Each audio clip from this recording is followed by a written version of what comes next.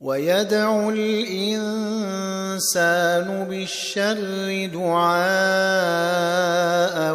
بالخير وكان الإنسان عجولا. Bismillahirrahmanirrahim, mes chers frères et sœurs, assalamu alaikum wa rahmatullahi ta'ala wa barakatuh. Bienvenue dans cette nouvelle vidéo dans laquelle nous allons terminer la notion de caractéristiques des lettres avec la dernière partie sur les sifat sans opposé. Je rappelle qu'une sifa est plus évidente lorsque la lettre porte un soukoun, mais existe bien lorsqu'elle est mutaharrika, à l'exception d'une seule sifa qui est al-qalqala. C'est une sifa sans opposé, et nous l'avons déjà croisé dans une vidéo précédente, vers laquelle donc je vous renvoie, dédiée donc entièrement à cette sifa, et dont le lien se trouve dans la description. La première sifa, sans opposé, c'est as-safir. En arabe, cela signifie le sifflement, et cette caractéristique se trouve dans 3 lettres seulement. La lettre sin, la lettre zay, et la lettre sad. Alors avec un soukoun, ça donne as, az et as. Donc là, on remarque bien que le son est bien évident de as-safir, du sifflement. Il existe une erreur assez classique sur la prononciation de la lettre zay avec une shadda, qui est des fois mélangée avec la lettre sin. Par exemple, sanad'u zabaniyah. Attention, des fois on entend sanad'u zabaniyah. Là, la lettre zay a été mélangée avec la lettre sin. Sanad'u zabaniyah, alors qu'elle devrait être prononcée qu'avec la lettre zay. Ensuite, deuxième sifa, nous avons al-lin, ce qui signifie la douceur en arabe, et c'est le cas pour 2 lettres, la lettre waw et la lettre ya, que nous avons déjà croisées dans la vidéo des prolongations avec maddul-lin. Comme vous le sentez, ce sont des lettres prononcées avec douceur, comme par exemple qawm, bayt, et ainsi de suite. Alors, troisième sifa, c'est at-takrir, ça signifie la répétition, et cette sifa est attribuée seulement à la lettre ra. Ce sont des vibrations du bout de la langue lors de la prononciation de la lettre. Ar, ar, ar, ar, ra. Là, on entend bien donc la sifa avec le ra sakin. Attention à ne pas exagérer encore une fois dans at-takrir. Ne pas faire ar, ra.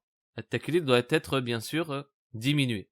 Nous l'avons déjà croisé dans les règles donc de la lettre ra. Je vous mets également le lien de la vidéo dans la description. Ensuite, nous avons at-tafashi, c'est la propagation de l'air et du son lors de la prononciation de la lettre, et la seule lettre concernée, c'est la lettre shin, ash, ash, sha, shu, et ainsi de suite. Enfin, terminons avec al-istitala, qui existe que chez la lettre dad. Quand on prononce la lettre dad avec un soukoun, on obtient le son suivant, ad.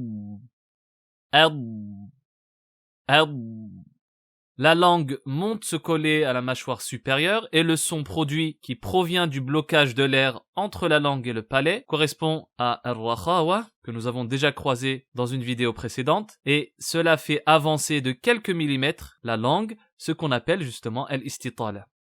Exemple dans ard ou bien waladdallin walad istitala, ensuite dad maftouh, waladda, waladda. Autre erreur classique, c'est le fait de rapprocher la lettre dad à la lettre dha, ce qui est le cas dans plusieurs dialectes. On dit waladdallin et pas waladdallin. Malheureusement, des fois on croise cette erreur. Autre remarque, attention, la lettre dad n'est pas concernée par al-qalqala. Par exemple, on ne prononce pas fadarib, fadarib. Non, mais plutôt fadrib, fadrib. On remarque bien ici al-istitala, qui diffère donc de al-qalqala.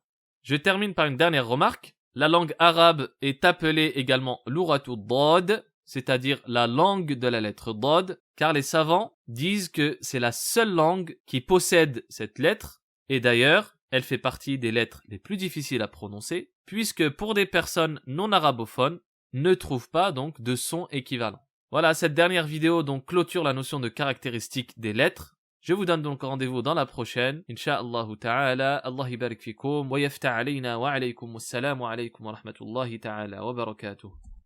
ويدعو الإنسان بالشر دعاءه